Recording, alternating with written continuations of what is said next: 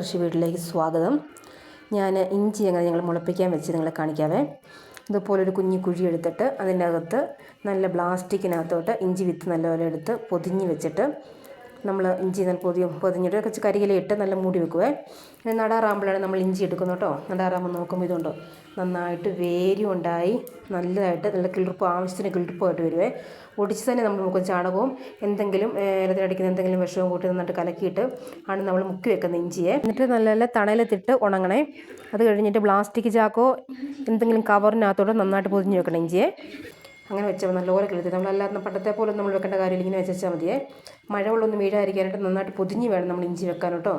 അല്ലെങ്കിൽ പിന്നെ നല്ല മഴവെള്ളമൊക്കെ വീണാൽ ചീഞ്ഞൊക്കെ പോകും. അതുകൊണ്ട് നന്നായിട്ട് പൊതിഞ്ഞിട്ട് കുഞ്ഞൊരു കുഴി മതി. കുഴി കുത്തിയിട്ട് അതിൻ്റെ അകത്തോട്ട് തണുപ്പ് കിട്ടാനായിട്ട് കുഞ്ഞു കുഴി കുത്തിയിട്ട് അതിൻ്റെ അകത്ത് നന്നായിട്ട് പ്ലാസ്റ്റിക് ഇട്ടിട്ട് പിന്നെ പൊതിഞ്ഞ് വേണം നന്നായിട്ട് വെക്കാനായിട്ട്. ഇതുപോലെ നമ്മൾ കുഞ്ഞു കുഴി കുത്തിയാണ് ഇഞ്ചി നടുന്നത് കേട്ടോ. കിളിർപ്പെല്ലാം കൂടെ മുകളിലോട്ട് വെച്ചിട്ട് ആണ് ഇഞ്ചി നടുന്നത്. നന്നായിട്ട് ചാണകം ഇട്ട് കൊടുക്കുവാണെങ്കിൽ നന്നായിട്ടുണ്ട്. നമ്മൾ വീട്ടാവശ്യത്തിന് ഈ പ്രാവശ്യം ഞാൻ ഇഞ്ചി നടുന്നുള്ളൂ കേട്ടോ. ഒത്തിരി ഇഞ്ചി നട്ടാൽ നമുക്ക് ബുദ്ധിമുട്ടായതുകൊണ്ട് ഈ പ്രാവശ്യം കുറച്ച് ഇഞ്ചി നടുന്നുള്ളേ. എല്ലാ പ്രാവശ്യം നല്ല ഇഞ്ചി കൃഷി വെക്കാറുള്ളതാണ്. ഈ പ്രാവശ്യം കുറച്ച് ഇഞ്ചിയാണ് നമ്മൾ നടുന്നത്. പിന്നെ നമ്മൾ ഇഞ്ചി ആ കുഴി കുത്തിയിട്ട് കുഴി നിറച്ച് വേണം നമ്മൾ ചാണകം ഇട്ട് കൊടുക്കണേ. ചാണകം നിറച്ചിട്ട് കൊടുക്കുവാണെങ്കിൽ അത് ഇച്ചിരി നമ്മൾ ചാണകവെള്ളം കുറച്ച് ഒഴിച്ചാലും കുഴപ്പമില്ല. നന്നായിട്ട് ചാണകം നിറച്ച് ആ കുഴി നിറച്ച് ചാണകം ഇട്ട് കൊടുക്കും ഞങ്ങളെ. മഴ വരുന്നുണ്ട്, ഇനി പെട്ടെന്ന് നടാം കേട്ടോ. മഴ ഇപ്പം പെയ്യും തോന്നേ. ഇനിയിപ്പോൾ നടുവാണെങ്കിലേ അല്ലെങ്കിൽ പിന്നെ മഴ നനഞ്ഞ് നിൽക്കേണ്ടി വരും. ചെറിയ കമ്പെടുത്ത് ഈ മണ്ണിങ്ങനെ മേളിൽ നിൽക്കുന്ന ഈ മണ്ണിങ്ങനെ തട്ടിയിട്ട് കൊടുക്കാൻ താഴോട്ടെ. എല്ലാം തട്ടി കൊടുക്കുവാണെങ്കിൽ ചാണകവും മണ്ണും കൂടെ ഒന്നിച്ച് ചേർന്ന് വരുവേ. ചെറിയൊരു കമ്പെടുത്ത് എന്നിട്ട് അതിന് ശേഷം നമുക്ക് ഈ കരിയില നന്നായിട്ട് ഈ ഇഞ്ചി കണ്ടത്തിൻ്റെ മുകളിൽ നന്നായിട്ട് വിതറിയിട്ട് കൊടുക്കണം. നന്നായിട്ടുണ്ടെങ്കിൽ അത്രയും നല്ലത് കേട്ടോ. ഞാനിത് കുറച്ച് എടുത്തുള്ളതുകൊണ്ട് കുറച്ച് കിട്ടിയുള്ളൂ കരിയിലയെ.